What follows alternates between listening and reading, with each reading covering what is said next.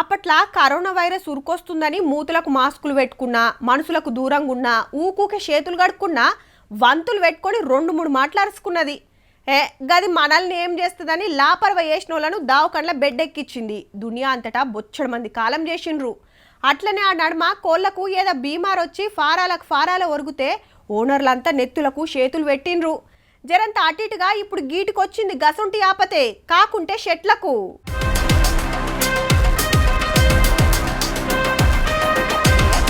జోరెండలు కొడుతుండగా తీసిన వీడియోనేమో అంటుండొచ్చును, కానీ చల్లటి చలికాలంలా ఇప్పటియే ఇంతకు ఏం చెట్లంటే పల్లెటూరి దావుకనా అని పాయిరంగా విలుసుకునే వేప చెట్లు కలదప్పినాయి. హౌమల్లా నల్గొండ జిల్లాల యాప చెట్లన్నీ ఎండిపోతున్నాయి.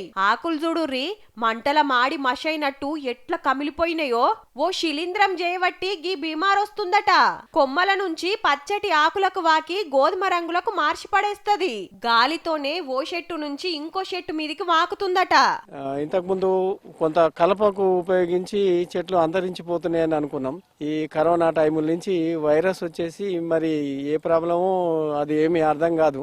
3 ఏండ్ల కింద ఇట్లనే బీమార్ వస్తే వేల చెట్లు కాలం చేసినాయి. ఇప్పుడు లక్షల చెట్లు ఆపతులున్నాయి. ఆయుర్వేద మందుగా పనిచేసే యాప చెట్టుకే బీమార్ వస్తే ఎట్లా? సర్కారోళ్ళు కాపాడాలని కోరుతున్నారు.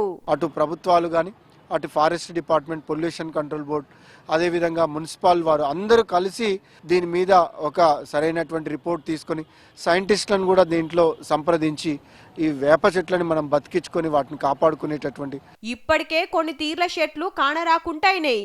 ఉన్న ఈయన్ని కూడా మాయమయ్యనా అంటే పక్క గీ పరిస్థితే వస్తుండొచ్చు.